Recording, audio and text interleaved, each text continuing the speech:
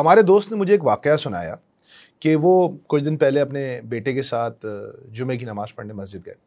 जब वो नमाज़ पढ़ के मस्जिद से बाहर निकले तो उनके बेटे ने बोला, अब्बा मैं आइंदा इस मस्जिद में जुमा नहीं पढ़ूंगा। अच्छा, वो मेरे दोस्त घबरा गए, कहने लगे कि यार मैं समझा कोई एथियज़म दहरियापन आ गया बेटे में, इसको नमाज ही नहीं पढ़नी। मैंने कहा बेटा बड़ी बुरी बात है, तुमसे किसने कहा नमाज नहीं पढ़नी, नमाज तो ये है वो है। कहने लगे नहीं बाबा मुझे नमाज पढ़नी है, इन इमाम साहब के पीछे नहीं पढ़नी। तो उन्होंने बोला, वो समझे पता नहीं कोई फ़िक़ही मसला आ गया ना, कोई फ़िरक़ावारियत का कोई इशू है। उन्होंने बोला नहीं क्या मसला है। तो उसने कहा नहीं बाबा देखिए पिछले 3 महीने तक हम लोगों के मैट्रिक या 9th के किसी चीज़ के एग्ज़ाम्स होते रहे और मैं हर जुम्मे को मस्जिद आता था ये सोच के कि इमाम साहब मेरे लिए कोई दुआ कराएंगे कि यार लाखों बच्चे कराची में ये इम्तिहान दे रहे हैं, अल्लाह उनको कामयाबी नसीब फरमाए। कह रहे इमाम साहब ने एक भी जुम्मे हमारा कोई जिक्र नहीं किया, तो अगर उनको हमारी परवाह नहीं है तो फिर मैं इनके पीछे नमाज क्यों पढ़ूँ। It's a very sad and tragic incident but it's a real incident. मैंने खुद सुना ये वाक़या और ये एक ऐसे डिस्कनेक्ट की तरफ इशारा कर रहा है जो इस वक्त हमें बहुत नुकसान पहुंचा रहा है। इस रमज़ान हम कोशिश करेंगे कि इस डिस्कनेक्ट को कनेक्शन में बदलें और इस पूरे इशू पे मेरे साथ बात करेंगे। मेरे दोस्त भी हैं, मेरे मोहसिन भी हैं और he is a guy who wears many hats. उनका नाम है Khurram Bari Khan. He is a very senior journalist, मेरे साथ समा में भी काम कर चुके हैं। खुर्रम भाई अस्सलाम वालेकुम। वालेकुम अस्सलाम। वेलकम टू रफ्तार। Thank you. क्या हाल चाल है? Thank you for having me. First class, ठीक ठाक। क्या हो रहा है खुर्रम भाई?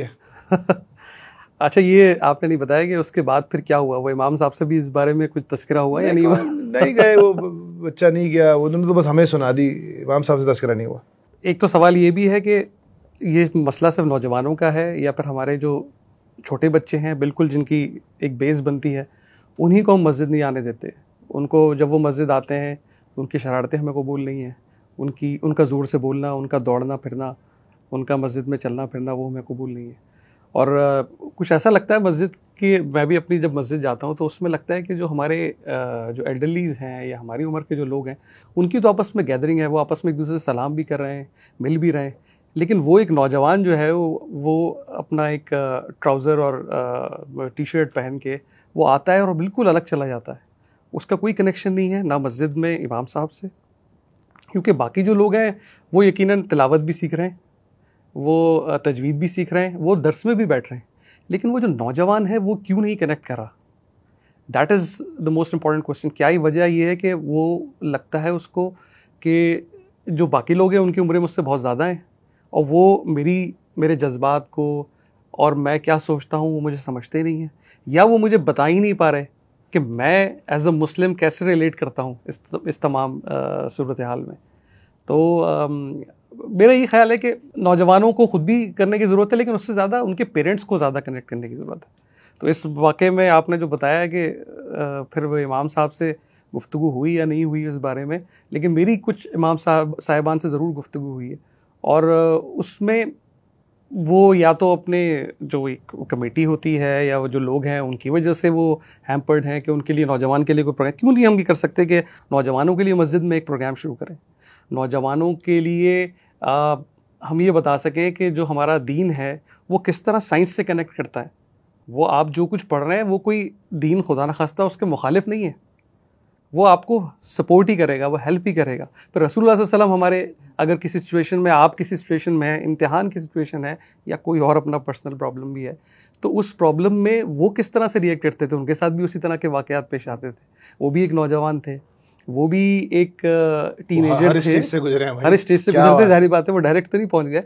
और 40 ईयर्स की जो ज़िंदगी है उनकी वो सब हमारे सामने है। हम ये ज़रूर सुनते हैं और अपना ये हमारे सामने भी आता है कि सादिक थे और अमीन थे। क्या हम सादिक और अमीन अपने बच्चों को बता पाते हैं? हम सिर्फ समझते हैं कोई ऐसी चीज़ है सादिक और अमीन, कोई टाइटल्स के कोई बंदा पहन लेता है और पहन के बैठ जाता है। एक lifestyle has to be practise. हम अक्सर डिस्कस करते रहते हैं हमारे एक अपने बड़े प्यारे भाई जुनैद जमशेद साहब की, कि उनकी एक क्वालिटी थी कि वो सबको माफ़ करते थे, चाहे उनके साथ जो कुछ हुआ हमें पता है, जोड़ के चलने वाला। तो ये हमारे पास अब ये क्यों हो गया कि इस वक्त जो इस तरह सोशल मीडिया पे भी काफ़ी लोग हैं माशाल्लाह दीन की बातें कर रहे हैं और उस पर एट लेंथ गुफ्तगू करते हैं और बड़ी उनकी फॉलोइंग है, लेकिन क्या वो लोगों को जोड़ रहे हैं? वो ऐसा कुछ कर रहे हैं कि लोग करीब आएँ, या फिर वो सब अपने अपने बढ़ते चले जाएं और आगे चलते चले जाएं।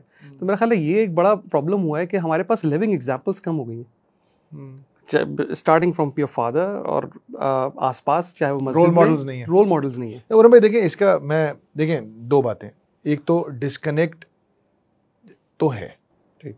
और मेरे ख्याल से तो इस डिस्कनेक्ट की एक बहुत बड़ी वजह खुरम भाई वो टेक्नोलॉजिकल शिफ्ट आया है जो अभी 20-25 साल में इंटरनेट ने ना दुनिया में तबाही फेरी है ना। लेकिन हम जिस तरह खाना खाते हैं, जिस तरह काम करते हैं, जिस तरह कारोबार करते हैं, जिस तरह स्टॉक्स में ट्रेड करते हैं, जिस तरह टिकट खरीदते हैं, जिस तरह शॉपिंग करते हैं, सब बदल गया है। सो ये जो इंटरनेट जनरेशन है जो 95-96 के बाद पैदा हुई है, ये बिल्कुल मुख्तलिफ है इनका दिमाग और सोचने का तरीका। अब वो जो इकबाल का शेर था ना कि खैरत को गुलामी से आज़ाद कर, जवानों को पीरों का उस्ताद कर। प्रॉब्लम ये हुआ है कि हमारे बहुत सारे जो हमारे बुजुर्ग हैं और जो एक सिंपल जनरेशनल गैप का मसला है कि मतलब अगर आप एक बच्चे को बोलेंगे मेरे अब्बा तो स्ट्रीट लाइट के नीचे बैठ के पढ़ते थे, अब वो एक उस जमाने की बात कर रहे हैं जब घरों में बिजली नहीं थी। आप बिजली के ना होने का तसव्वुर करना नामुमकिन है उस बच्चे के लिए जो इंटरनेट पे मोबाइल के ऊपर यूएसए की लाइव स्ट्रीमिंग की चीजें देख रहा है। वो कह रहे वो रिलेट ही नहीं करता। So there is a lack of relatability. हम उसको मसला है कि डिसीजन मेकर्स वही बैठे हुए हैं और नीचे एक रिबेलियन आ रहा है, तो उनको गुस्सा आया और गुस्सा आके वो डिस्कनेक्ट हो गया। अब ये तो 15 साल का बच्चा था, इसने बोला मैंने नहीं पढ़नी नमाज, लेकिन इससे ज्यादा रिएक्शंस आ रहे हैं। सो उनका रिएक्शन जस्टिफाइड है। जो बच्चे हैं, जो यंगस्टर्स हैं, जिसमें मेरे ख्याल से अब तो 12-13 साल से लेकर जो 35 साल तक के जो एक पूरी हमारे मुल्क में तो 7-8 करोड़ लोग हैं इस एज ग्रुप के, उनका डिस्कनेक्ट तो है और वो वैलिड है। क्योंकि उनको जैसे अभी भी आप देखें ना, पॉलिटिकली भी उन्होंने एक वर्डिक्ट दिया, हमारे बूमर अंकल्स ने उसको नहीं तुम्हारी बात ठीक नहीं है। तो ये एक माइंडसेट है और ये रिलीजियस नहीं है ये एक जनरेशनल माइंडसेट है कि वी नो बेटर, बड़ा आया नौजवान। तो एक तो वो है। अब मसला ये था कि वैक्यूम तो कभी रहता नहीं ना खुरम भाई। तो वो जो आपने बोला ना जोड़ने वाले, तो वो बेचारे कुछ लोग आए, मुझे उनकी नीयत पे कोई शक नहीं है, बहुत अच्छे लोग हैं और बहुत सारा इल्म भी रखते हैं। लेकिन आपको पता है मैंने एक जगह पढ़ा था कि दुनिया में सबसे बड़ी चीज़ इल्म है, लेकिन एक चीज़ है जो इल्म से भी बड़ी है, वो है हिल्म। हिल्म की थोड़ी कमी है क्योंकि एज का भी मसला है, नौजवान लोग हैं। तो ये जो जोड़ने वाली चीज़ है ये हिल्म है। आपको गलत साबित करना इल्म है, मैं आपको गलत साबित कर दूंगा और भाई आप गलत कह रहे हैं, ये देखें 2+2 is 4 not 5। लेकिन इस बात को अंडरस्टैंड करना कि खुरम भाई हो सकता है किसी और तरीके से सोच रहे हो, ये हम चाहते हैं। तो एक डिस्कनेक्ट तो है और मेरे ख्याल से जोड़ने के लिए अल्लाह के नबी से अच्छी पर्सनैलिटी कोई नहीं है। बिल्कुल, है ना? क्या ख्याल है? तो इस रमज़ान क्यों ना मैं और आप बैठें, हर इतवार को हम बैठते हैं और हम लोगों खुद भी कोशिश करते हैं हम कनेक्ट करें अपने नबी से, खुद भी सीखें, असल खुद भी सीखें और अल्लाह के नबी से कनेक्ट करें और अपने लिए इंस्पिरेशन लें, मैं और आप। और जब हम इंस्पिरेशन लेंगे तो हो सकता है जो हमें देख रहे हैं उनको भी कुछ इंस्पिरेशन मिल जाए। लेकिन बेसिकली मैं और आप बैठते हैं खुद गर्जी के साथ कि यार अल्लाह ताला ने कुरान में कहा है कि जो मोहम्मद सल्लल्लाहु अलैहि वसल्लम है ना, ये तुम्हारे रोल मॉडल है। तो रोल मॉडल तो वो होता है कि उठने बैठने, चलने फिरने, कारोबार करने, घर वालों से डील करने, रिश्तेदारों से डील करने, मुखालिफत से डील करने, जंग में, हर चीज़ पे मेरे लिए रोल मॉडल है। तो let's try to discover the prophet. What do you think? For example जैसे भी आपने कहा कि Islam is the way of life, हम सब ये बात समझते हैं। लेकिन एक मैं भी जैसे कल बस में सफ़र कर रहा था तो वहाँ पे एक बच्चे ने ये कहा कि मैं इस स्टॉप से बैठा हूँ, उससे बैठा, हालांकि उससे पिछले स्टॉप से था, तो ही सेव्ड 50 रुपीज़। अब मसला ये कि उसको कैसे पता चले, यकीनन उसकी गलती नहीं होगी, लेकिन उसको किस तरह से पता चले कि ये जो 50 रुपीज़ तुमने बचा ली है, इसका तुम्हें आखिरत में कितना नुकसान है और इसका तुम्हें वैसे कोई इतना बड़ा फ़ायदा नहीं है आजकल के ज़माने में। लेकिन ये मेरा ख्याल है कि हमारी अपने इंस्टीट्यूशंस की लैकिंग है। हर तरह के इंस्टीट्यूशंस जो भी, चाहे वो दीन सिखा रहे हैं, चाहे वो दुनियावी तालीम सिखा रहे हैं। और मैं एक चीज़ जो मुझे लगती है ना, अभी आजकल आप पैलेस्टाइन का इशू आप देख रहे होंगे जी। हर कोई, आपने तो बहुत सख्त बात बोली कि एक एक शख्स पे आपने जो बम बात करी, आपने कहा फरहान कोई नहीं बचेगा। एवरी सिंगल कलमा go in this world will be hit by this in some way, big और स्मॉल। आपने कहा बॉस इसकी जो मार पड़ेगी ना हम सबको पड़ेगी कि हम देखते हैं। Probably it's already happening. It's already happening. तो मैं एग्री करता हूँ आपके साथ। लेकिन जब इस पूरे कॉन्फ्लिक्ट को देख के ना हर कोई एक सवाल कर रहा है हर जगह बैठ के, यार हम इतने बेवजन क्यों हैं? मुसलमान 1.5-2 अरब मुसलमान हैं यार, हमारी कोई औकात ही नहीं है। दुनिया के सारे रिसोर्सेज हमारे पास है, न्यूक्लियर पावर हमारे पास है, आर्मीज हमारे पास है, पैसा हमारे पास है, यार हमारी 2 टके की वैल्यू नहीं है। वो साला उसको इंटरनेशनल कोर्ट ऑफ जस्टिस में भी साउथ अफ्रीका ने घसीटा, वो भी कोई मुसलमान मुल्क नहीं लेके गया उसको। खुरम भाई, इज़न्ट इट टाइम, क्या ये वक्त नहीं है कि हम लोगों से अल्लाह के नबी की करेज के बारे में बात करें? मुसलमान में बहादुरी खत्म हो गई ना खुरम भाई। सही। आप मुझे बताएं पिछले 100 सालों में कितने बहादुर मुसलमान नजर आए आपको? करेज जो है ना खुरम भाई, वो क्या थी? वो हदीस है ना कि समंदर की झाग की तरह हो जाएंगे। तो साहबा ने पूछा कि वाहन की बीमारी हो जाएगी। तो वाहन की बीमारी क्या थी खुरम भाई? हुब्बुद दुनिया व कराहियतुल मौत। बेसिकली क्या है जी? कावर्डिस। सही बात है। और इससे स्लिपरी स्लोप, आई थिंक ये देखें, हम बहुत अरसे से हम इस जगह पे आ गए हैं कि अब आपको एहसास ही नहीं हुआ कि हम इतने कमज़ोर हो चुके हैं कि हम सिर्फ बातें ही कर सकते हैं और शायद बहुत से लोग बातें भी नहीं कर सकते। अब हमारी सोच तो यकीनन ये है कि हम किसी को शिकस्त दे दें जो ऑपरेसर है। हाँ। लेकिन हम अपने आप को शिकस्त हम दे अपने अपने नफ्स हम को ट्रैफिक सिग्नल पे अपने सिग्नल तोड़ने की अर्ज को शिकस्त नहीं दे पाते कि यार ये लाल सिग्नल है, ये मुझे नहीं तोड़ना चाहिए, नहीं मैं तोड़ दूंगा इसको, मुझसे नहीं काबू हो रहा। अरे भाई, तू एक ट्रैफिक सिग्नल तोड़ने की अर्ज को नहीं शिकस्त दे पा रहा, तू इसराइल को शिकस्त देगा? यार मसला ये ना, मेरे ख्याल से it is the most basic aspect of a character of someone, जो अल्लाह ताला ने जिसको आप देखें ना सूरह मोमिन में, मैं आप पहले भी डिस्कस कर रहे थे कि वो जो फिरौन के दरबार में वजीर था और वो खड़ा हो गया और उसने मूसा के हक में तकरीर करना शुरू कर दी, तो अल्लाह ने उसको 17 आयत की स्पेस दी है कुरान में। 17 आयत, मुझे तो याद नहीं पड़ता कि किसी नबी को भी इतनी एक तकरीर की स्पेस मिली हो कि एक बात बोली जा रहे हैं, उसको 17 आयत मिली है। क्यों? He was courageous. वो फिरौन जो अपने आप को खुदा कहता था, उसके सामने खड़ा हो गया और उसने हक बात की। लेकिन पहले तो वो बहादुर आदमी था ना करम भाई। बिल्कुल सही बात। वो बहादुर आदमी था। वो 2 लड़के जब फलस्तीन के दरवाजे पे वो हजरत मूसा चले गए, वो मुझे आयत आपको पता है, मेरा मसला इबारत मुझे नहीं याद रहे, मुझे तर्जुमे याद रहते हैं कि जो अल्लाह ताला कह रहा है कि 2 लड़के उसमें से आए बनी इसराइल में से, कहने लगे कम ऑन लेट्स गो, इंशाल्लाह हम ही जीतेंगे। तो अल्लाह ने उन 2 को मेंशन किया। बिल्कुल सही बात। पूरी बनी इसराइल चली गई नीचे।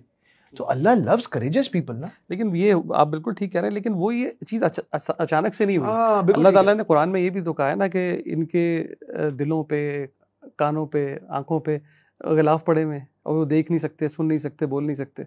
तो हमें तो पहले उस स्टेज से बाहर निकलना पड़ेगा कि आपके वो करिश तो बाद में आएगा ना, जब हमें नजर आना चीज़ें शुरू होंगी। हाँ। हम बज़ाहिर देख तो रहे हैं, but we look but we don't see. और वो जब वो आपके सामने से चीज़ें हटेंगी और वो उसी तरह हट सकेंगी जब आपके अंदर का जो मैल है, जो आपकी सारी कुदरतें हैं, वो दूर हो जाएं, तो फिर आपको चीज़ें नजर आना शुरू होंगी और फिर आपके अंदर करेज भी आएगा। देखिए, करेज के जहाँ तक आप मामला कह रहे हैं, कन्विक्शन से आएगा ना करेज जी। और ये सहाबा के साथ भी हुआ था मामला कि ज़ाहिर बात है जब वो जंग के मैदान में जाते हैं और जब वो खड़े होते हैं तो उनके साथ भी वो डर और खौफ का मामला होता है, क्योंकि हर शख्स को अल्लाह ताला ने भी कुरान में कई दफ़ा इस बात को बयान किया है कि अगर तुम्हारा नुकसान हो रहा है तो नुकसान उनका भी हो रहा है। They are also fighting you ना, तो वो भी अपनी जान लेके आए हैं। इल्ला मा कतबल्लाहु लना हुवा मौलाना, कह दो कि मुझ पे जो कुछ भी होता है, यानी कि मार तो पड़ती है। देखो भाई, देखिए ना, मैं एग्री कर रहा हूँ आपसे, लेकिन अगर आप तमाम अंबिया को देखें, उनकी जर्नी देखिए ना, एक पैटर्न है, एक कहानी का पैटर्न है। पैटर्न क्या है? एक कल्ला बंदा खड़ा होता है, सारी दुनिया उसके खिलाफ हो जाती है। अरे भाई, ये मॉरल करेज की इंतहा है कि नहीं है? यार आप हजरत इब्राहिम को देखें, जो कि अल्लाह के नबी के रोल मॉडल हैं। अल्लाह कह रहा है मोहम्मद सारी कायनात के लिए रोल मॉडल है, मोहम्मद सल्लल्लाहु अलैहि वसल्लम, और मोहम्मद सल्लल्लाहु अलैहि वसल्लम के रोल मॉडल है इब्राहिम, हमारे रूहानी बाप। हमारे तो रूहानी बाप हुए ना इब्राहिम। हजरत इब्राहिम ने पूरी जिंदगी, कहते हैं 3 या 4 लोग उन पर ईमान लाए। तो अल्लाह ने कहा कि इब्राहिम तुम अपनी जात में एक उम्मत हो। और भाई, अगर इतनी नाकामियों को फेस करके चलते रहना करेज नहीं है, मतलब स्ट्रेंथ ऑफ कैरेक्टर करेज है ना खुरम भाई। और यही चीज रसूलुल्लाह सल्लल्लाहु अलैहि वसल्लम के साथ भी हुई, सारे अंबिया के साथ है। कोई अल्लाह का नाम लेने वाला नहीं था। नूह के साथ भी है, मोहम्मद सल्लल्लाहु अलैहि वसल्लम के साथ भी है, हज़रत ईसा के साथ भी है, हजरत मूसा के साथ तमाम अंबिया का पैटर्न ही है। जी। ये क्यों छिन गई हमसे ये दौलत? मेरा ख्याल है कि देखिए, आप अपनी रूट से जितना कनेक्टेड होंगे ना, और ये माशाल्लाह ये महीना रमज़ान का अल्लाह ताला ने बड़ी बरकतों वाला रखा है, इसमें आदमी का दिल ज़्यादा नरम होता है और वो कनेक्टेड होता है। तो आप जितना ज़्यादा एक्सप्लोर करेंगे, जैसे कुरान के बारे में भी कहा जाता है कि ये अल्लामा इकबाल तो कहते थे कि ये किताब नीस्त चीज़ें दीगर अस्त। तो आप जितना इस पर गौर करेंगे, ये आपको अपने आप को अनरेवल अपने ओपन होती जाएगी आपके लिए।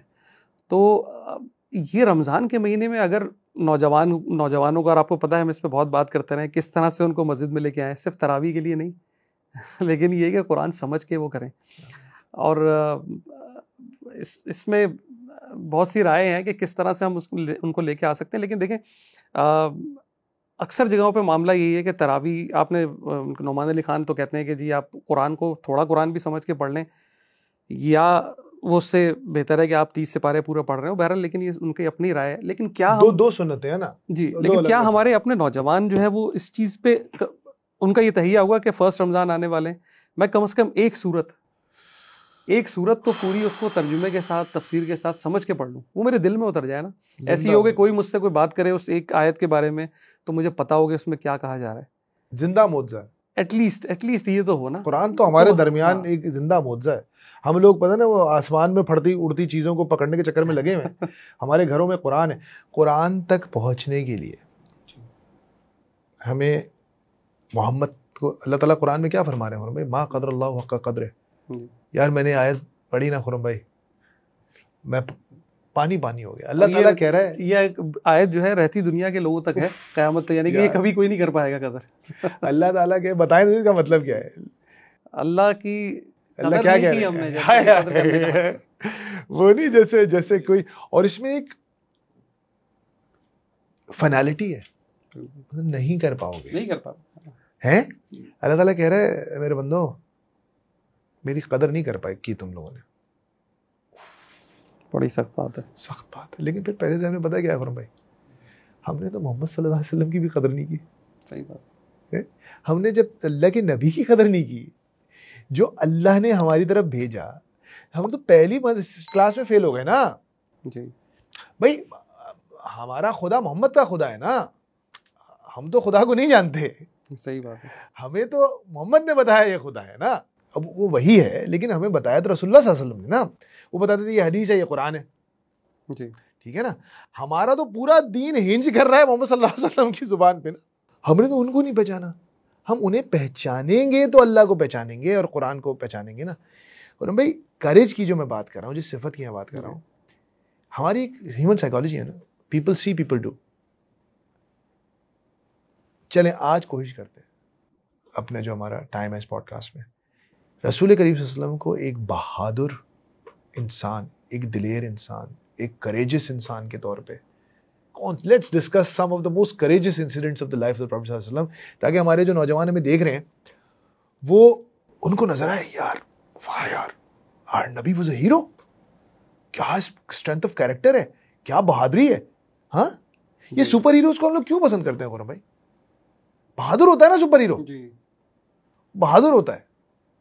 तो हमारे नबी से ज्यादा बहादुर कौन है? मैं परसों कोई हदीस पढ़ रहा था खुरम भाई, अल्लाह के नबी ने कहा कि सबसे जितना मुझे डराया गया किसी नबी को नहीं डराया गया, जितना मुझे सताया गया किसी नबी को नहीं सताया गया। देखिए, इसमें सबसे ज़्यादा तो जो टफेस्ट ऑफ ऑल था वो तो ताइफ जर्नी है। वो तो रसूलुल्लाह सल्लल्लाहु अलैहि वसल्लम ने खुद कहा कि उससे शायद ज़्यादा सख्त वक्त नहीं आया। इवन ओहद के जी, उसके बाद में क्या। Let's discuss Taif first. चलें, अब आप what is your insight into Taif? अब हम लोग करते रहते हैं। एक तो ये था कि जो आपका अपना घर है उससे भी निकाल दिया गया, उस पर किसी और ने कब्जा कर लिया, और आपकी साहिबजादियाँ हैं और वो उनको छोड़ के जा रहे हैं। और ताइफ का जर्नी आज लोग जो अपनी, आप तो गए हैं ना? जी, अपनी गाड़ियों पे बड़ी तेज़ी से उबूर कर लेते हैं, लेकिन वो रास्ता गालिबन वही है, लेकिन वो बाय फुट अपनी कदमों पे उन्होंने पूरा जर्नी तय किया। और यकीनन उसमें बहुत सी मनाजिल हुई होंगी। आई डोंट नो कि वो ऊपर है, चढ़ाई है जी, काफ़ी बिल्कुल एक वजह से अब हिल एरिया है, जैसे आप मरी पे जा रहे होते हैं उस तरह से आप समझ लें। तो वो चढ़ाई पे जी चले जा रहे हैं पैदल, चढ़ाई है। और वहाँ पे जाके लेकिन वो बिल्कुल एक बदला हुआ सा महसूस होता है। यकीनन वो वहाँ की इतनी बरकतें हैं, यकीनन वो फरिश्तों के बारे में भी आता है कि फरिश्ते भी वहाँ पर आए और फिर रसूल सल्लम खुद उनके अपनी इस बारे में जो एक्सपीरियंसेस थे, तो वो हम आई डोंट नो कि उन्होंने कोई वो मॉन्यूमेंट्स बनाए कि कहाँ का रसूल सल्लम रुकते हुए गए थे, लेकिन वो कभी नज़र नहीं आए। लेकिन वो एक चीज़ समझने की बड़ी ज़रूरत है हमें कि that is the struggle we need in our life as well, कि हम किस तरह से वो क्या हम वो स्ट्रगल कर रहे हैं।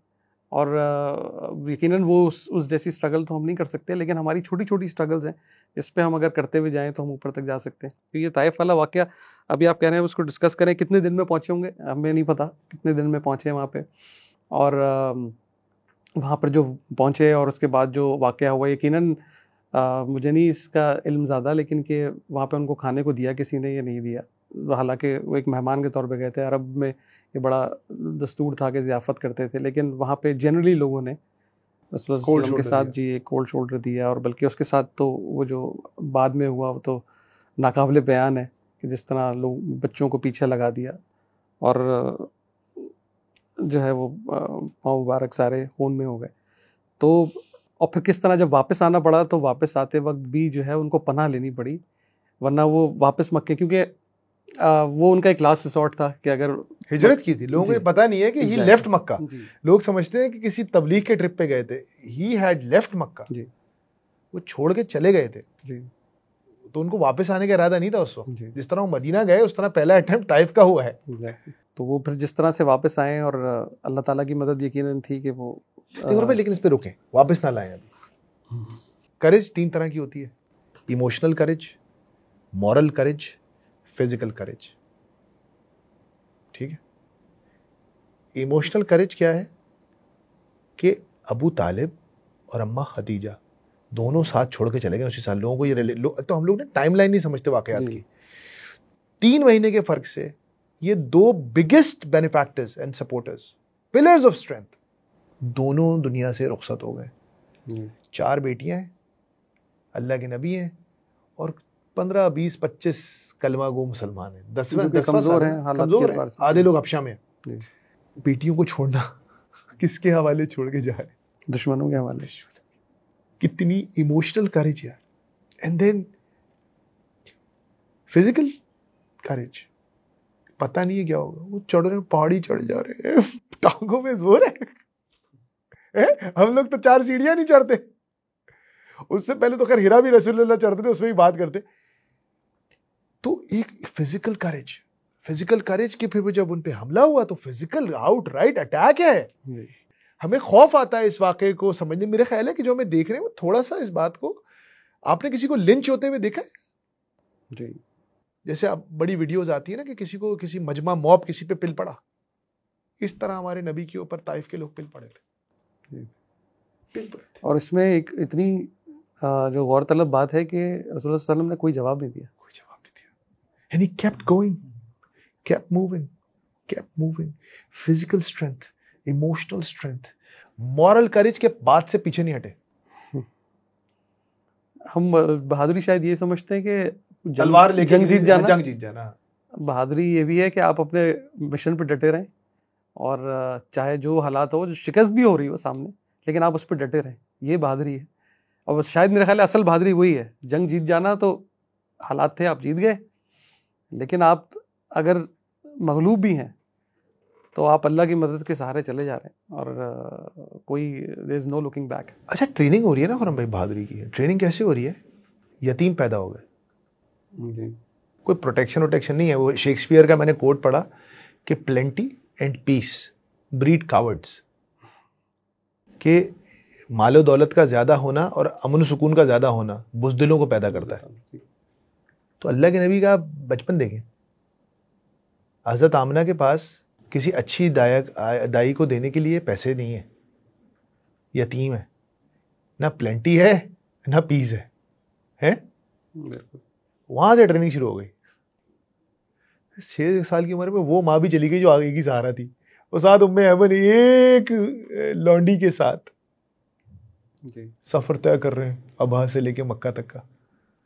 मतलब बहुत शदीद ट्रेनिंग हो रही है बॉस। बिल्कुल सही बात। आप ट्रेनिंग हो रही है। तो अभी आपने ताइफ का जिक्र किया, लेट्स टॉक अबाउट वारे हिरा। 3 साल अच्छा भला कारोबार चल रहा है, जबरदस्त लव मैरिज चल रही है, बेहतरीन खातून से शादी हुई है, जिंदगी सेट है? लेकिन जहन में सुकून नहीं है, जो हालात देख रहे हैं गिरदो पेश। ये चीज़ भी एक बड़ी एक मुसलमान की ज़िंदगी में अहम है कि उसको गौर फिक्र करना बड़ा ज़रूरी है, अपने इर्द गिर्द के वाक़यात को, जो हमारे जो प्रॉफिट लाइफ से जो हमें मिलती हैं चीज़ें, कि हम अपनी ज़िंदगी में गिरदो पेश पे नज़र दौड़ाएं ना। यहाँ पे भी इस वक्त जो हम करते तो हैं, मुख्तलिफ़ ख़बरें कंज्यूम कर रहे हैं, लेकिन क्या उनके बारे में हमें कोई फ़िक्र पैदा होती है, या बस हम सिर्फ देख के बस आगे बढ़ जाते हैं? तो वही अब तो खैर आपने देखा है कि गारे हिरा बहुत एक्सेसिबल है, गाड़ी में बैठते हैं आप, चले जाते हैं, बहुत करीब आ गया। लेकिन उस वक्त मक्के से काफ़ी दूर था, और यकीनन जाना अंधेरे में, और अभी भी लोग जो चढ़ते हैं ऊपर उनको लग पता जाता है किस तरह से ऊपर जाएं। मैं नहीं समझता है कोई भी शख्स एक दफ़ा में ऊपर जा सकता है, वो रेस्ट लेके जाता होगा, चाहे कोई बहुत नौजवान हो, चाहे कोई हो। और रसूलुल्लाह सल्लल्लाहु अलैहि वसल्लम, ज़ाहिर बात है, जब वो वही का वक्त है तो उनकी एज, ही वाज अप्रोचिंग 40, और जाना शुरू हुए वहाँ पर, और गौर कर रहे हैं कि क्या इस वक्त उम्मत का हाल क्या है, किन चक्करों में पड़े हुए हैं, नज़र किस तरफ है, जा किधर रहे हैं, और उन हालात में जो है वो वही आती है। आप बहुत थिंकर हैं माशाल्लाह, मुझे पता है, you are a sensitive soul, और आप सोचते ही बहुत हैं। अच्छा, मैं आपको पता है थोड़ा अजीब जट कमाला टाइप का आदमी हूँ मैं, सोचा वोचा नहीं जाता मुझसे। और भाई किस लेवल की फिक्र हुई होगी कि उन्होंने बोला यार इस बार, हालांकि मक्का की सोसाइटी कोई मेट्रोपॉलिटन सिटी तो नहीं था कि बहुत वहां पे कोई डिस्ट्रैक्शंस का तूफान था और कोई बजिंग सिटी था, मेगा सिटी था। It was few hundred house holds, हाँ। लेकिन वो उनका नहीं, यहाँ मुझे आई हैव टू थिंक, मुझे खलवत की जरूरत है। किस लेवल की फिक्र हुई होगी? और जिस पे आपने निशानदेही की, और आपने बताया कि आपने उम्रा भी किया हज़रत खदीजा के लिए, माशाल्लाह उनका ऊपर जाना, वो मुझे नहीं लगता कि अभी भी ख़वातीन में कितनी तादाद चढ़ती होगी ऊपर जाना। ज़ाहिर बात है कि it's a tough place to go, और रात के अंधेरे में अकेले जाना किसी खातून का, तो माशाल्लाह। और ये भी है कि उनको इन्हमाक से जो वो करना चाह रहे हैं करने देना। यार खुर्रम भाई, ये बहुत अम्मा बड़ी बात खदीजा कोई वजह थी ना जी, कि आखिर तक अम्मा खदीजा को भूल नहीं पाया अल्लाह के नबी। भाई वाक़या जो खुर्रम भाई वाक़या बता रहे हैं कि अल्लाह ताला ने मुझे ज़िंदगी में 2 मरतबा हज करने की और उम्रा करने की, उम्रें तो अच्छे खासे की हैं, हज में 2 दफ़ा कर चुका हूँ। तो जो दूसरी दफ़ा हज के लिए गया, पहली दफ़ा अपने लिए कर लिया हज, तो दूसरी दफ़ा हज पे गया तो मैं डिसाइड नहीं कर पा रहा था कि भाई हज किसके नाम से किया जाए। तो अब्बा का भी इंतकाल हो चुका था कि अब्बा के नाम से कर लो, उसके नाम से। फिर उसी दौरान हज से हम 40 दिन पहले चले गए थे हज से, तो वो इत्तफाक हुआ कि भाई हिरा चलते हैं। भाई वो हिरा जाने में जो खुर्रम भाई ने बोला, हमारे गिट्टे बैठ गए हमारे। और मुझे हैरानी इस बात की थी कि वो आधे रास्ते पे ना कुछ पैर से माजूर लोग पहुंचे हुए थे। तो मैंने कहा यार तुम कैसे आए हो इधर भाई? तो खैर मैं आया नहीं लाया गया। मैं आया नहीं लाया गया। तो हम पूरी टांगों समेत, and that was the 15 years ago, so I was 30 years old when I was doing my 29 30, that was my full strength। खैर हम बड़ी मुश्किल से पहुंच गए। अब वो हिरा के ऊपर, गार से ऊपर एक और जगह है ना, मैं उधर पे मैं चढ़ के बैठ गया और मैंने देखा नीचे, तो मेरे जहन में अचानक एक बात आई। मैंने कहा रसूल करीम सल्लल्लाहु अलैहि वसल्लम तो 40 साल के जवान आदमी थे ना, फिट आदमी थे अल्लाह के नबी ना, और बड़े फिजिकली अच्छे ताकतवर इंसान थे। मैंने कहा अम्मा खदीजा 15 साल ज्यादा है उम्र में, और भाई जी, तो वो 55 साल की है। 55 साल। वो 3 मील दूर मक्के के अपने घर से पैदल चलती और खाना पहुंचा रही है अल्लाह के नबी को। तो भैया मैंने बोला कि मेरे दूसरे हज का अम्मा खदीजा से ज्यादा कोई हकदार नहीं है। सुभान अल्लाह। क्योंकि अल्लाह के नबी को तो अल्लाह की वो हो रहा है ना, वो तो डायरेक्ट टच में आ गए थे अल्लाह के साथ, के उनके साथ तो प्रोसेस स्टार्ट हो चुका था, तो उनको डिवाइन स्ट्रेंथ मिल रही थी। उनको तो डिवाइन स्ट्रेंथ मिल रही थी ना, कि अल्लाह ताला उनको चला चुका था एक रास्ते पे। अम्मा खदीजा तो सिर्फ शौहर की मोहब्बत में कर रही है, लेकिन एक बिलीव भी है उनको कि जो और उनको पहले वाकयात से पता चल चुका है कि he is not an ordinary guy. बिल्कुल ऐसा ही कन्विक्शन है। तो करेज के लिए कन्विक्शन भी जरूरी है। बिल्कुल। है ऐसे ही तो करेज बगैर कन्विक्शन के कन्विक्शन नहीं के होगा नहीं होगा, बिल्कुल कि कुछ मिलेगा, सही बात है। वो कोई एक शेर भी है ना यकीन है कि मोहकम जिसे आप यकीन है कहते मोहकम है। तो लेट्स टॉक अबाउट हिरा। अकेला एक शख्स, अनस भी जाते थे कभी कभी साथ, हजरत अनस का कभी कभी जाते थे, जी, कभी कभी जाते थे, लेकिन वो बाहर बैठे रहते थे, जी लेकिन ज्यादातर अकेले जा रहे हैं अल्लाह के नबी, है। अंधेरी रात है, सांप बिच्छू कीड़े मकोड़े, है। जी। और वो जब भी पहली वही आई है तो उसके बाद हमें नहीं मिलता कि रसूल सल्लम दोबारा गए हो, क्योंकि फिर उस वक्त तो फिर वो हुआ एक वाकया हुआ ना जब वो परेशान हो गए, जी परेशान हो गए तो गए। परेशान सही हो बुखारी में आता है कि बिल्कुल परेशान भैया ना बंद हो हाँ। गई तो परेशान फिर गए हिरा पे। जी ही थॉट कि मुझे इधर ही आएगी वही, जी तो भैया ना रुक गई तो फिर उन्होंने कहा कि वो करीब था कि मैं अपने आप को वो कर देता। और परेशानी लेकिन और भाई आप कभी मुकम्मल खामोशी और मुकम्मल खलबत में वक्त गुजारा है?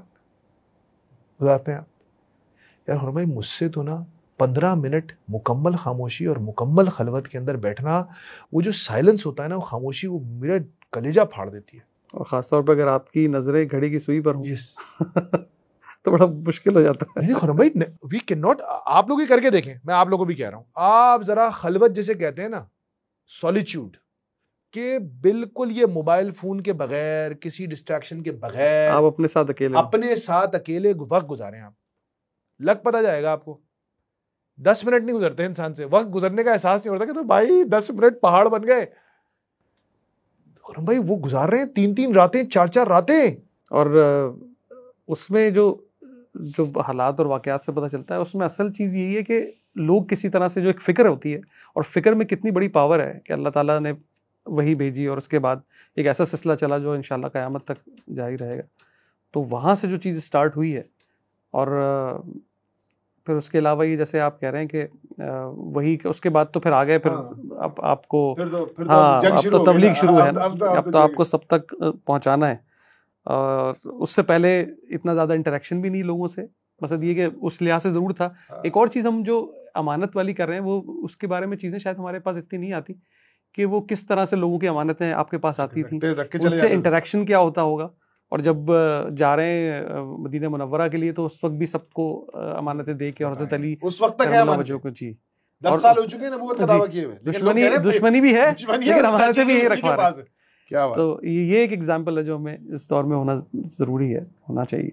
ठीक है, मूव ऑन, हिरा हो गया, अब तो लड़ाई शुरू हो गई। अच्छा, शुरू के 3-4 साल तो कुरैश ने को बहुत ज्यादा सीरियस नहीं लिया ना जी यार, पता नहीं क्या बात है, और ज्यादा पता नहीं क्या, क्योंकि रिस्पेक्ट इतनी करते थे और फिर खानदान भी बड़ा था, तो कुरैश ने ना बहुत ज्यादा तंग नहीं किया। तो 3-4 साल उन्होंने बोले तो कुछ बंदे जमा होना शुरू हो गए इसके साथ, ये तो ही इज गेटिंग स्ट्रेंथेंड। फिर कुरैश सीरियस हुए, और फिर तीसरे हाँ, फिर मार पिटाई शुरू हुई, बहुत सारे वाकयात हैं। तो उसके बाद खुरम भाई आता है शेब अबी तालिब जी, सोशल बायकॉट। भाई एक आदमी जो आग का तारा है, मोस्ट रिस्पेक्टेड आदमी है, एक खातून जो मोस्ट रिस्पेक्टेड खातून है, सबसे बड़े खानदान के लोग हैं, सबसे रिस्पेक्टेड लोग हैं, दे आर बैनिश्ड। खुरम भाई कभी आप बैठे हैं किसी रिश्तेदारों की गैदरिंग में जहां कोई आपके सलाम का जवाब ना दे? कभी हुआ है आपके साथ? हुआ है? सच बताएं। नहीं, अल्हम्दुलिल्लाह ऐसा नहीं हुआ अभी तक। कैसा लगेगा आपको ऐसा होगा? बहुत अजीब सा लगता है कि जारी बात है, सोच के आदमी को दिल कट जाएगा खुर्रम सही भाई, बात कि कोई अब बैठे हैं और आपसे कोई बात ना कर रहा हो। मेरे एक दोस्त के साथ हुआ, रोता था मेरे पास आके। एंड डोंट फॉरगेट कि वो जो सोसाइटी थी उस वक्त, वो सारा बार्टर सिस्टम ही था वहाँ पे। वहाँ पर ये नहीं था कि आपके पास करेंसी है तो आप कोई कहीं से भी जाके चीज़ ले सकते हैं। तो अगर आप गिव एंड टेक वाला ही था ना मामला, तो अगर ये कह दिया कि अब इनसे कोई डील नहीं करनी, तो ये वक्त भी आया है कि शोबे अबी तालिब में के जो खाने के लिए कुछ चमड़ा जो है वो उबाल के इस्तेमाल किया। हम जाहिर बात है हम ये चीज़ें पढ़ते हैं और आगे गुजर जाते हैं। अल्लाह ताला बस हमको इस चीज़ में हौसला दे। और कुछ हमारे बहन भाई मुख्तलिफ़ मुल्कों में, चाहे वो फ़लस्तीन में हो चाहे कहीं और हो, वो यकीनन इस चीज़ से गुजर भी रहे होंगे, और अल्लाह ताला उनको हिम्मत दे। लेकिन यही चीज़ है कि हमें इसको थोड़ा सा फ़ील तो करें, कम से कम इस रमज़ान में हम फ़ील करें कि वो क्या कैफियत होगी कि जब आप लोगों से हट कट के एक जगह पे मौजूद हैं, ना आपके पास खाने में कुछ है, ना कोई मिल सकता है आपसे, और वही अपने हैं जिन्होंने आपको पाला। घाटी में घर भी छूट गया, जी, घर भी छोड़ घर से भी निकाल दिया आपको। आप एक रेफ्यूजी कैंप में, एक टेंट में कहीं आप बैठे हुए हैं, कोई पत्थर के नीचे कोई सो रहा है, तो कोई एड नहीं है, कोई एड नहीं है, कुछ नहीं है, बॉयकॉट है। गज्जा को जो हम आज रो रहे हैं, जो 6 महीने से गज्जा के साथ हो रहा है, अब वो वही हो रहा है। आज हमें अगर एसी ऑन ना हो तो हमें कितनी तकलीफ होती है। वो मक्के की गर्मी है। 3 साल, 1-2 दिन की बात नहीं है, 3 साल का अरसा है। अच्छा, और यार इसमें कमाल बात है यार, हजरत अबू तालिब की यार, जी उन्होंने पूरा साथ यार बताए यार, वो बेचारे, उन्होंने तो कलमा भी नहीं पढ़ा था, वो भी भतीजे की मोहब्बत में वो भी मार खा रहे। अजीब यार। और बाकी सारे तो ईमान वाले हैं ना जी। और जिस तरह वो कन्विक्शन वाली बात कर रहे हैं, वो यहाँ से पता चलती है कि दिल में एक यकीन है कि इसके अच्छे नताइज होंगे, चाहे ये वक्ती हमें एक तकलीफ आ रही है। और मेरा ख्याल है शायद पूरे इस्लाम के आप कोई भी वाक़या ले लें, वो सब में यही है कि आपको वक्ती प्रॉब्लम्स तो आ रहे हैं, लेकिन इंशाअल्लाह ताला उसका आउटकम वो फतह मुबीन होगी, या जिस तरह से आगे चीज़ें चलेंगी वो बेहतर होती चली जाएंगी। ये एक यकीन बड़ा एक ऐसी चीज़ है जो इंसान को ड्राइव करता है, जो आगे लेके जाता है। सर तो ये तो अब हमने बिल्कुल एस्टैब्लिश कर दिया है कि courage is not possible without conviction. Absolutely. अगर आपका कोई स्ट्रॉन्ग पेग नहीं है, और फिर वो कन्विक्शन भले किसी काफिर को भी हो, काफिर भी बहादुर हो सकता है, काफिर भी बहादुर हो सकता है, कुफ्र में सच्चा, जो आप वो अपने कुफ्र में सच्चा, जो मैं कहता हूं ना, अगर वो अपने कुफ्र में सच्चा है तो वो बहादुर है, तो अल्लाह ताला उसको भी मशहूर करेंगे, उसको भी कामयाबी देंगे। तो अब शेब अबी तालिब में, और मैं लेट्स ट्राई टू, मैं बड़ा चाह रहा हूं कि हम सब इसको थोड़ा सा फील करें। आप इमेजिन करें, आप अपने घर के बड़े भाई हैं या बड़ी बहन है, सब आपको बहुत आप ही भैया सब करते हैं। अचानक एक दिन आपका एक मौक़िफ़ तब्दील हो जाता है किसी चीज़ के बारे में,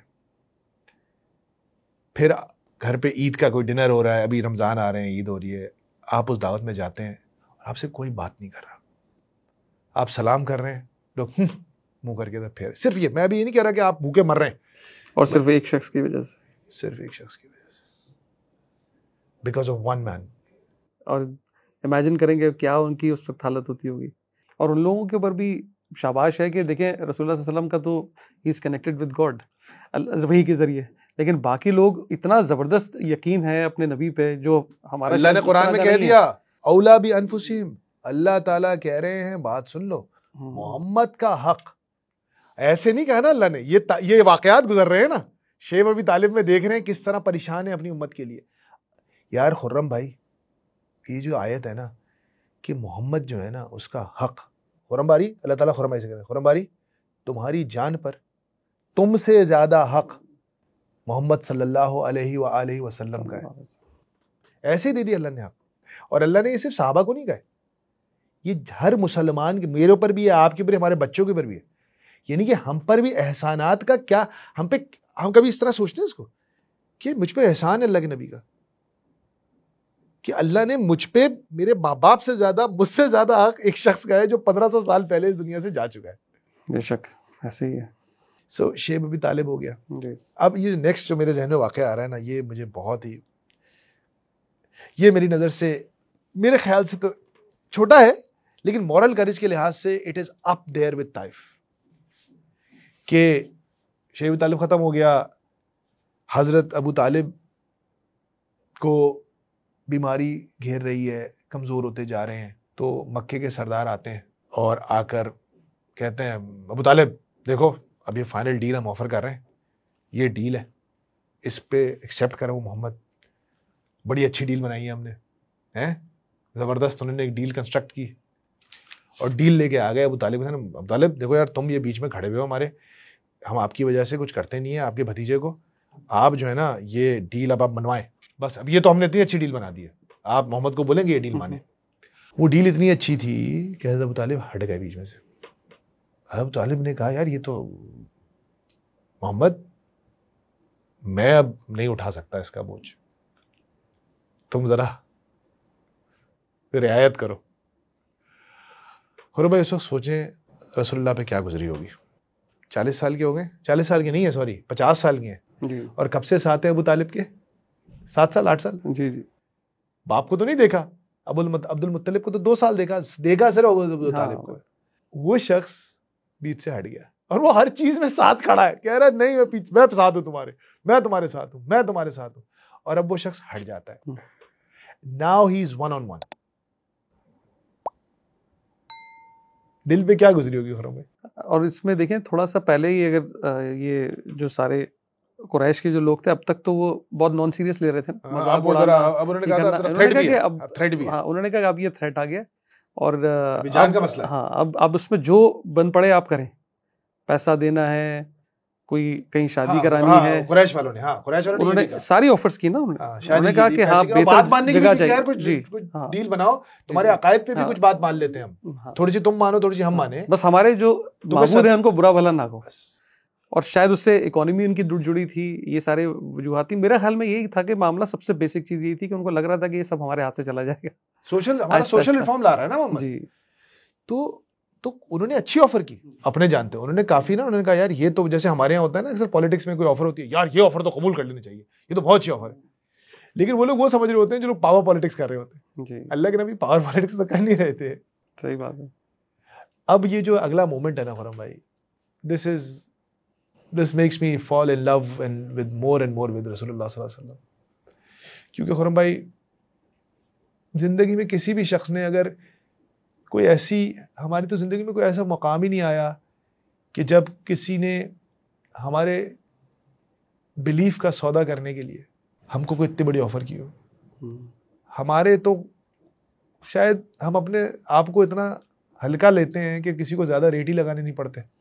हम लोग एक यूएस वीज़े पे बिक जाते हैं, सीक्रेट ऑफर नहीं, पब्लिक ऑफर। हम एक यूएस वीज़े पे बिक जाते हैं, हम चंद हज़ार रुपए चंद लाख रुपए पे बिक जाते हैं, तो हमारे लिए कोई इतना बड़ी गेम ही नहीं बनती कभी, हम तो अपने सस्ते बिकते हैं ना। अब ऑफर लग गई है बहुत ही high, best offer, it's the best, this is वो मार्लन ब्रांडो जो है ना गॉडफादर में, I will make you an offer you can't refuse.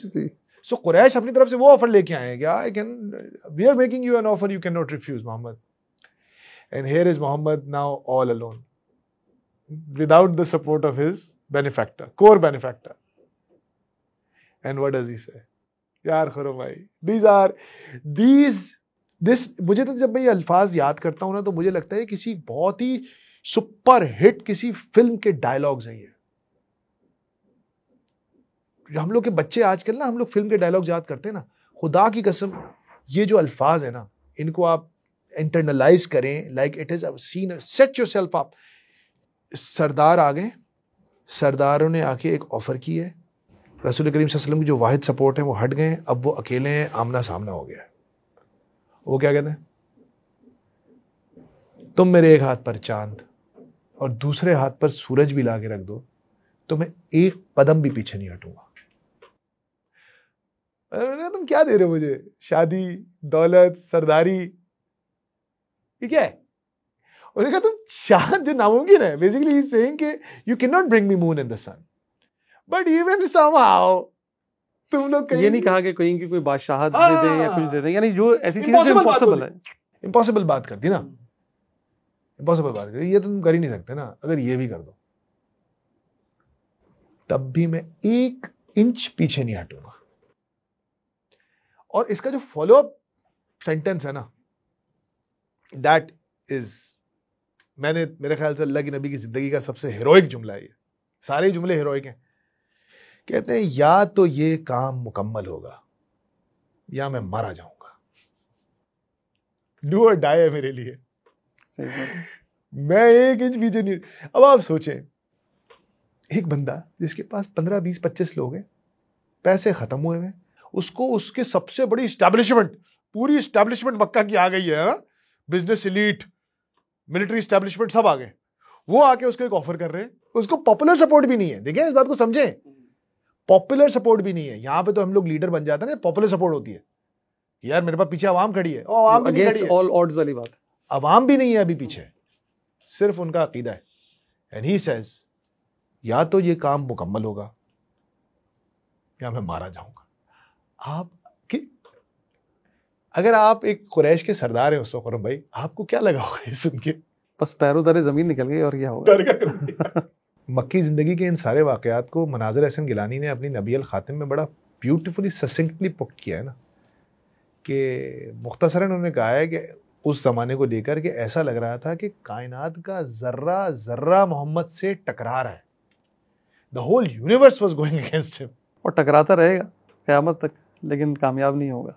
और भाई इससे एक और एंगल आ गया दिमाग में नियर डेथ एक्सपीरियंसेस कितने हुए अल्लाह के नबी को? जी। हमको और आपको कितने नियर डेथ एक्सपीरियंसेस होते हैं जिंदगी में?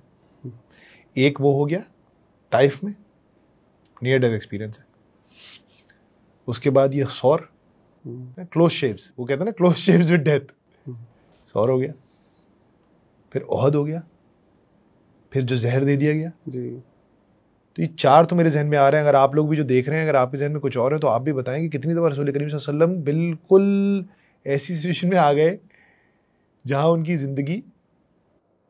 मदीने में एक वाक़या हुआ कि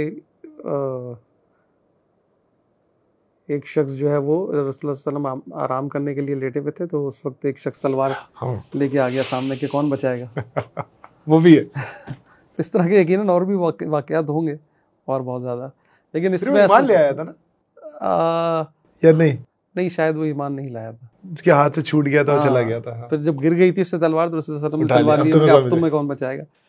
तो खैर उस ईमान नहीं लाया। ये भी बड़ी बात है कि कोई अगर ईमान नहीं लाए तो उसको ज़बरदस्ती मुसलमान नहीं करना। हाँ बिल्कुल नहीं। और ऐसे बहुत से वाक़यात हुए हैं कि जिसमें बाद में वो, क्योंकि हर किसी का एक वक्त होता है ना, वो आप ठंडे तवे पे रोटी नहीं डालते। मदीने आ गए खुरम भाई, सौर तरीक़ुल हिजरा आ गए, बज़ाहिर एक आसानी का दौर शुरू हो गया है। हाँ, बज़ाहिर एक आसानी का दौर शुरू हो गया है कि अब प्रोटेक्शन है हमारे पास, फिजिकली प्रोटेक्टेड है। लेकिन फिर मेरे ख्याल में आसानी तो बिल्कुल, हम लोगों को ये लगता है, जैसे अभी हम बातें भी करते हैं कि रियासत मदीना और प्रोसेस था ये। तो रियासत मदीना में लगता है कि हर तरफ चैन ही चैन है और सब लोग बहुत अच्छे तरीके से चल रहे हैं। वहाँ पर तो एक पॉलिटिकल सिचुएशन थी। वहाँ पर जो एक सहाबी के वालिद थे, मेरे जहन में नाम नहीं आ रहा, तो वो वहाँ पे चीफ बनने वाले थे। मुझे भी जहन में नाम याद नहीं आ रहा। हजरत साद बिन मुआज के वालिद थे या? अच्छा, साद बिन मुआज तो वो तो थे ना वहाँ के चीफ। हाँ वो थे, वो तो थे। उसके अलावा एक और जो थे वो अबू आमिर राहिब गालिबन। यस, अबू आमिर राहिब जो है वो उनके साहबजादे थे हंजला, हसन हंजला। तो वो वहाँ पे वो बनने वाले थे। तो इस तरह बहुत से ऐसे लोग थे जिनको अपने अब्दुल्लाह इब्न उबई बड़ा, तो उनको ये था कि हम वहाँ पे हेड करेंगे, लेकिन हमारी हुकूमत आने वाली है। एग्जैक्टली। और यहाँ से आ गए मोहम्मद सल्लल्लाहु अलैहि वसल्लम जी। तो वहाँ पे बहुत ज़्यादा पावर भी थी, बिल्कुल थी। और फिर वो आपको तो इल्म है, हम आगे जाके डिस्कस करेंगे कि जैसे वाक़ई इफ्क वाली बात हुई, या फिर इवन वो जो वो थे जिन्होंने नबूवत के दावे किए, झूठे वो किए, मतलब उस ज़माने में भी बड़ी एक वो मामला थे ना, आप ओपनली किसी को कुछ नहीं कर सकते थे। इवन मुनाफिकीन के अगेंस्ट ओपनली आप कुछ नहीं कर सकते। बहुत अच्छा इस पे बात की थी 2 साल पहले कि क्या लगता होगा अल्लाह के नबी को कि मुझे पता है ये गड़बड़ आदमी है, लेकिन उसको कुछ नहीं कर रहे। तो वहाँ पे और एक और चीज़ ये हुई कि मदीने में आते ही जो है वो सब बीमार होने लगे। वेदर, हाँ, वेदर की वजह से। और फिर तो उन्होंने उस मशहूर कर दिया कि जो है ये खुदा ना खास्ता ऐसा कुछ हो गया कि अब इनकी आगे नस्लें नहीं बढ़ेगी, औलाद नहीं होगी। एक सहाबी का तो डिप्रेशन हो गया था जिन्होंने बाद में अपने आप को वो भी किया, वेदर की वजह से किया था, होम सिक हो गए थे जी। एक उनके बारे में मशहूर वाक़या सही हदीस में है कि उन्होंने वो इतना परेशान हो गए, उनको इतना डिप्रेशन हो गया कि उन्होंने सेल्फ हार्म किया किसी तरीके का। तो because he used to miss Mecca और यहाँ का वेदर रास नहीं आ रहा था उनको। सो बिल्कुल आप ठीक कह रहे हैं। सो उन लोगों के लिए हिजरत का गम तो था ना। बिल्कुल सही बात है। मक्का कोई छोटा हुआ तो शहर थोड़ी था वो। बिल्कुल मैंने गलत कह दिया, मैं कह रहा था फिजिकली अमन हो गया। हाँ, लेकिन हाँ गम तो थे, बहुत सारे गम थे। तो वो हिजरत जो है वो वाकई जिससे हिजरी साल शुरू हुआ, वो वाकई इतनी बड़ी हिजरत है कि उसकी तारीख में इतनी इंपॉर्टेंस है। उससे इस्लामी तारीख शुरू हुई। और हिजरत कभी भी आसान नहीं होती, चाहे वो यहाँ पाकिस्तान जब बना उस वक्त हुई हो, वो मुश्किल होती है। उसमें अनटोल्ड स्टोरीज इतनी होती हैं, इतने अनसंग हीरोज होते हैं कि मेरा ख्याल है उसने उनका अहाता भी मुश्किल हो जाता है करना। बदर आ गई हो रहा भाई, ग़ज़वा बदर में रमज़ान है। और ग़ज़वा बदर का तो आपके इल्म में है कि वो असल तो ये था मामला कि एक काफ़िले का पता चला था और उससे पहले शायद मुसलमानों रेड किया उन्होंने, मुसलमानों को भी कुछ उन्होंने तंग किया था। तो उसके जवाब में वो निकला काफ़िला कि वो वहाँ पे उनका माल जा रहा है। और किनकी सरबराही में था? अबू सुफियान थे। हाँ, उनकी सरबराही में वो और ठीक ठाक माल लेके जा रहा है। अच्छा, वहाँ पे उस वक्त सिचुएशन ही होती थी कि वो क्यों इंपॉर्टेंट होता था कोई भी काफिला, इसलिए कि हर किसी का पैसा लगा होता था। तो ग़ज़वा बदर में जो लोग निकले वो सब अपने माल को प्रोटेक्ट करने के लिए निकले थे। हमारे तो आगे मारे जाएंगे हम। तो असल में उनको यही डर हुआ। लेकिन उस वक्त मुसलमानों का भी बहुत बड़ा इम्तिहान, एक तो 313 They were not prepared for a war. जी, वो आ गए ढोल तमाचे बजाते, उन्होंने बोला बस अब तो जंग होगी। हाँ, वो ये आई थिंक they didn't, उस वक्त हमें ये वो नहीं था कि एक फुल फ्लेज वॉर में कन्वर्ट हो जाएगा। जंग के हिसाब से नहीं थे, वहाँ पे इस तरह के रेड्स होते रहते थे। तो वो आ गए, मक्के वाले ने बोला नहीं, इनको तो अल्लाह ताला की मंशा कुछ और थी। और अल्लाह के क्या नबी ने ये बात कही कि तुम्हें इन दोनों में से एक पे अल्लाह ताला ने नुसरत का वादा किया है। तो वैसे अक्सर मुसलमानों की राय ये होगी, क्योंकि आप सोचे ना कि बेसरों समानी का ये आलम कि बहुत से लोग पैदल चल रहे हैं, घोड़े नहीं है, किसी के पास हाथ में हथियार भी नहीं। हैंडफुल ऑफ हॉर्सेस 10-12 घोड़े हैं यार, मतलब 300 में से भी है, इतने इल इक्विप्ड हैं जी, इतने इल इक्विप्ड हैं कि आपकी सोच है जी। बदर हो गई खुरम भाई, अब आ गई वो बैटल जिस पे अल्लाह ने कहा कुल लन युसीबना इल्ला मा कतबल्लाहु लना हुवा मौलाना है। हम तो फुल कॉन्फिडेंस में हैं, बदर के बाद मुसलमान भाई हमारे तो फरिश्ते उतरते हैं, हाँ वी आर इनडिफीटेबल, हमारा कॉन्फिडेंस स्काई हाई है, we can not be defeated, we are God soldiers. पहले तो ये हुआ कि वो जब रास्ते में जाते ही वो एक मुनाफिकीन अलग हो गए, यहूदियों ने जो इकरार किया हुआ था वो अलग हो गए, तो आप कम होते चले गए। और फिर ग़ज़वा उहद में मुसलमान वैसे जीत गए थे जंग, वो तो हमें पता ही है, लेकिन कुछ वो जो हमारे तीर बरदार जो ग्रुप थे उनकी वजह से ये मामला हुआ। लेकिन एक वाक़या ग़ज़वा उहद का बड़ा दिल को चीर देता है, और वो ये कि जब रसूलुल्लाह सल्लल्लाहु अलैहि वसल्लम नरगे में आ गए बिल्कुल सब तरफ से, और क्योंकि उस वक्त सब लोग बिखर गए थे ना, और हाँ बहुत खतरनाक केओस। रिट्रीट किया अल्लाह के नबी ने पहाड़ पे, रिट्रीट कर रहे हैं लेकिन उनको घेर रहे हैं कुफार, वो पीछे हटते जा रहे हैं। अब सोचें आप जी। और उस वक्त वाक़यात तो खैर बहुत सारे हैं। एक खातून साहबियां हैं ना साथ जो बचा रही हैं अपने बेटों को, उनके 2 बेटे हैं साथ जी, और उनको तीर उठा उठा के दे रही हैं, चलाओ बचाओ, और खुद डिफेंड कर रही हैं अल्लाह के नबी को। यार देखिए यार, और एक वो जो रसूल सल्लम ने वहाँ पे एक आवाज़ लगाई कि मन रजुलुन यशरी लना नफ्सक, कि कौन है जो मेरे लिए अपनी जान कुर्बान करे। तो उस पर अंसारी सहाबा का दस्ता 5 सहाबियों का गालिबन वो आ गए, और उन्होंने बड़ी बेइज्जती, क्योंकि वो असल में जाहिर बात है सराउंड किए हुए थे, और वो बड़ी शदीद यलगार थी जिसमें रसूल सल्लम के दंदान मुबारक भी शहीद हुआ। सोचे मतलब दे वर अगेन जी क्लोज टू डेथ। तो उसमें उन्होंने वो घेरा तोड़ दिया अंसारी साहबा ने और प्रोटेक्ट कर लिया रसूल सल्लम को। लेकिन उसमें नाम में थोड़ा सा मुझे वो होता है, क्योंकि अक्सर नाम मुख्तलिफ कोड हुआ हुआ है। अमारा बिन ज़ियाद ज़िल्ला ताला अन्हु, ये इस नाम से आता है। डॉक्टर मलिक गुलाम मुर्तज़ा ने इनके बारे में बताया कि वो शदीद ज़ख्मी हो गए इसमें, और फिर बहुत ज़्यादा तड़पने लगे।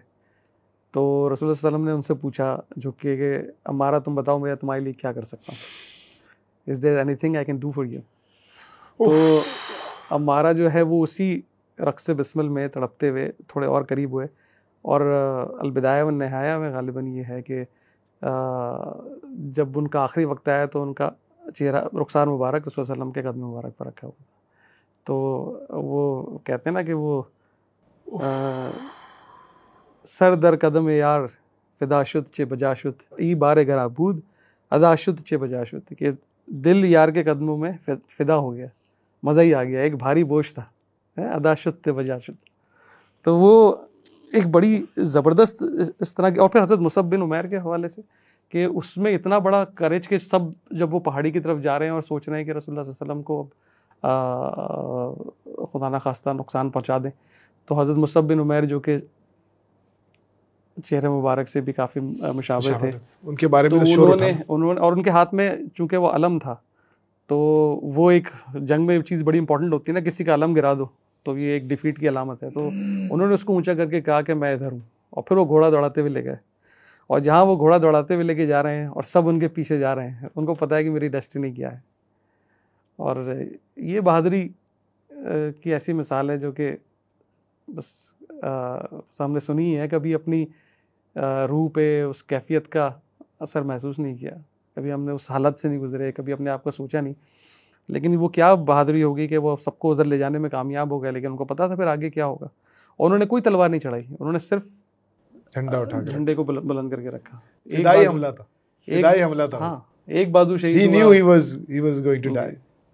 He was walking into a death trap जी, और फिर- deliberately. जी, और फिर जब वो शहीद हुए तो उनके लिए कफन भी पूरा ना था, जो रसूल सल्लम की आंखों में आंसू आ आंसू आ गए गए कि तुमने इसको कि मक्के में नहीं हाँ, देखा, हाँ, तुमने अगर इसको मक्के में नहीं देखा, इस लड़के को तुमने मक्के में नहीं देखा।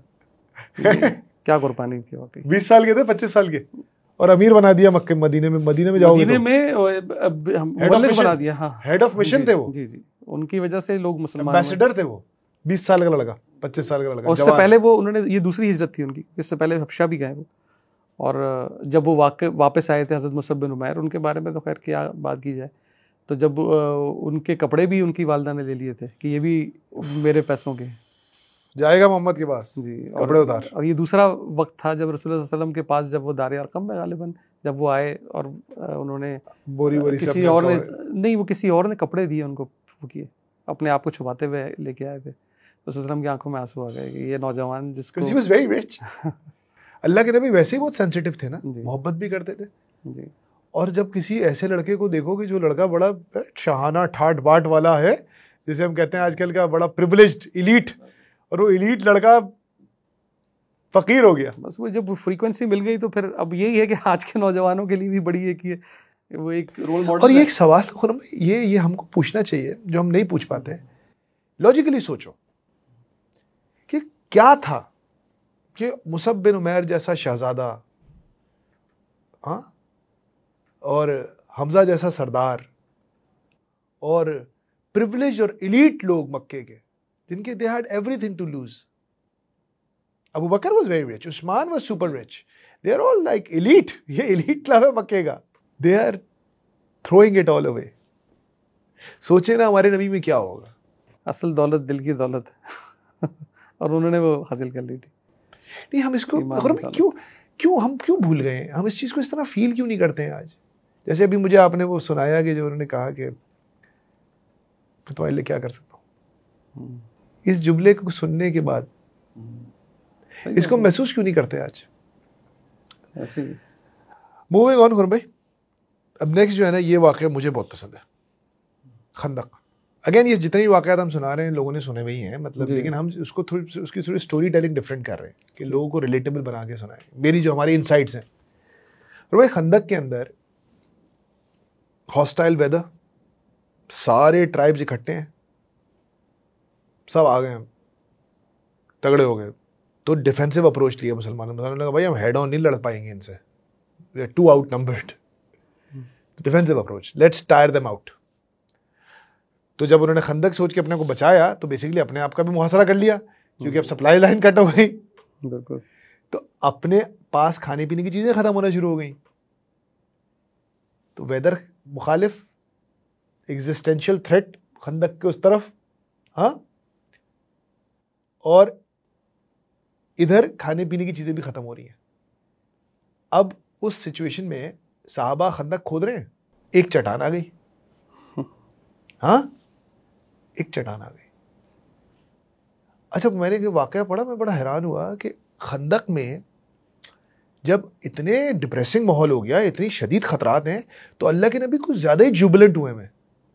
कह रहे हैं वो रिज्स पढ़ रहे हैं, वो जो शेर पढ़ते थे ना, तो कह रहे निकले अपने खेमे से और कहा भाई वो वाला सुनाओ जरा मुझे, वो वाला पढ़ के सुनाओ ये, और फिर आवाज में आवाज मिला रहे हैं साहबा के साथ। मतलब ही इज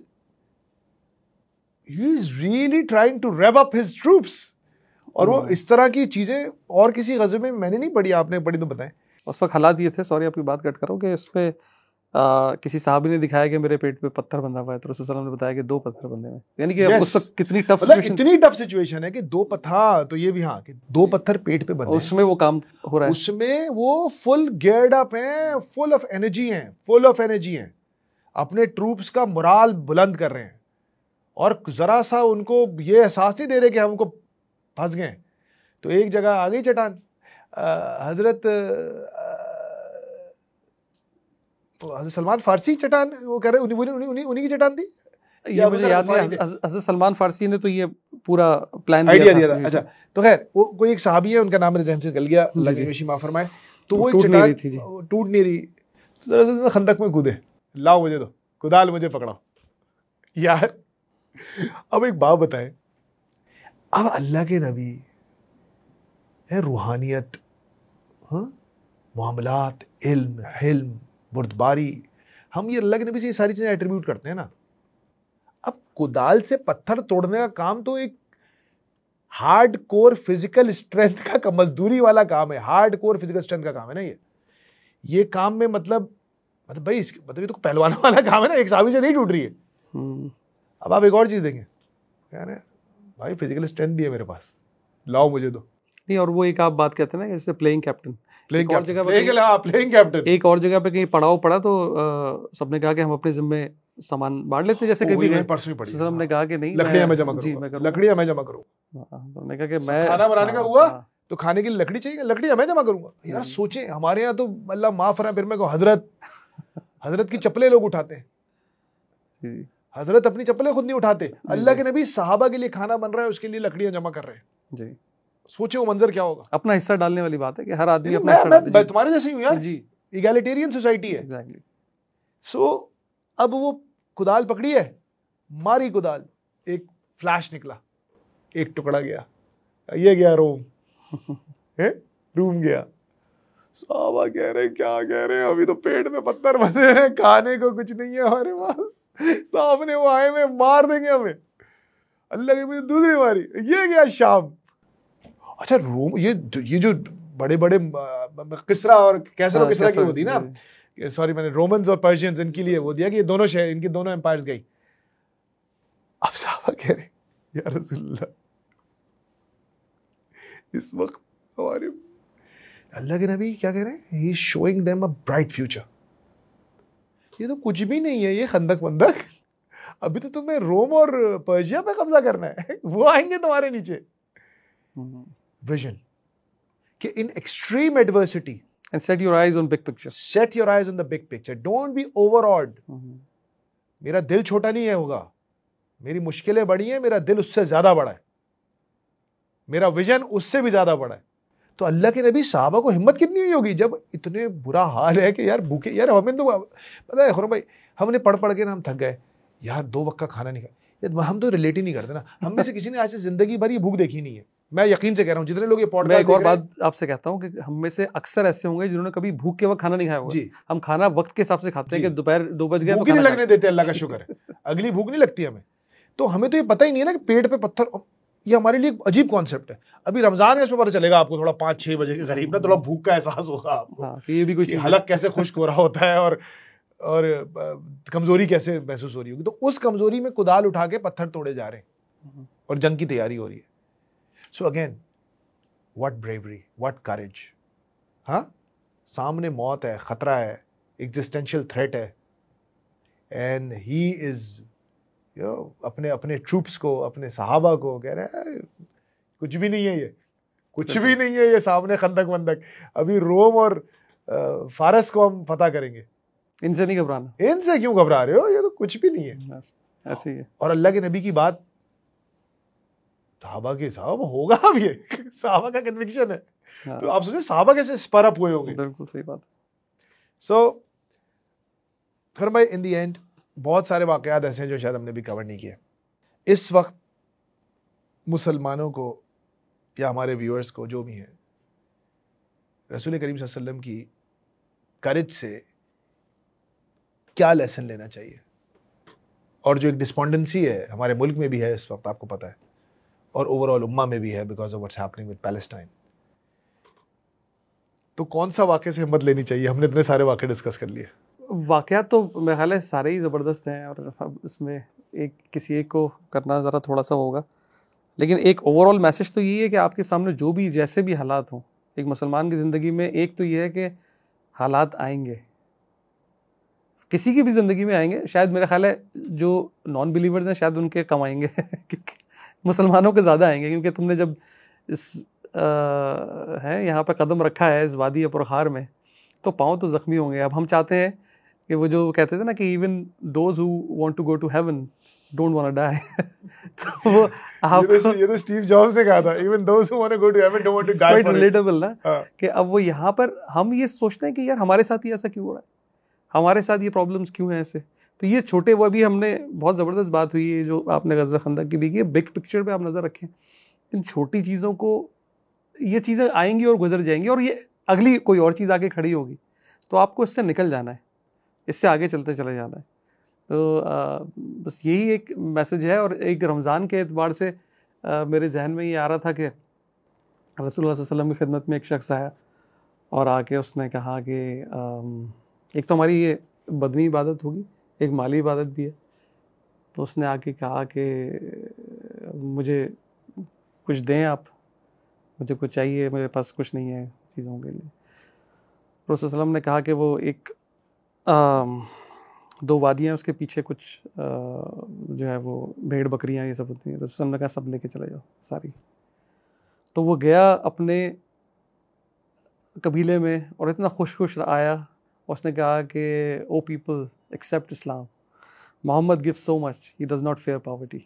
क्या बात। तो आपने हिंट दे रहे हैं कि नेक्स्ट पॉडकास्ट हम किस चीज़ के बारे में करेंगे, जेनरोसिटी इंशाल्लाह। और वो भी तो है जो आपने कौन से एक जो पोएट हैं या सिंगर हैं जिन्होंने वो लिखा कि when he died, when Muhammad died सल्लल्लाहु अलैहि वसल्लम, हाँ, वो क्या था? ये इसके ये कैट स्टीवंस जो अपने आप जो बाद में यूसुफ इस्लाम के नाम से मशहूर हुए, तो उन्होंने ये लिखा कि उनके एक डॉक्यूमेंट्री के लास्ट वर्ड्स यही थे कि with the world at his feet but not a dinar to his name. रसूल सल्लम इस तरह से दुनिया से गए कि पूरी दुनिया उनके कदमों में थी और उनके पास कोई दीनार भी नहीं था। ये हमें पता है कि चिराग जलाने को तेल नहीं था, ज़रा जो है वो गिरवी रखी हुई थी। तो ये एग्जाम्पल है हमारे सामने। अच्छा, एक एग्जाम्पल है। और एक और चीज़ मुझे भी आपकी वजह से कनेक्ट हो गई, इस पर हम ख़त्म करेंगे कि कोई एक्सक्यूज किसी के लिए कुछ छोड़ा नहीं है अल्लाह के नबी ने। मतलब आपके पास जो भी कुछ हो रहा है ना आपके साथ, और आप कोई हीला ढूंढ रहे हो कि मैं दरवाजे से निकल जाऊंगा, दरवाजे बंद कर दिए अल्लाह के नबी ने 1500 साल पहले। सो भैया मेरे और आपके लिए कुछ है नहीं। और सिंपल सी बात है, जुनैद जमशेद के मुँह से मैंने सुनी कि बादस खुदा बुजुर्ग तो ही किस्सा मुख्तसर।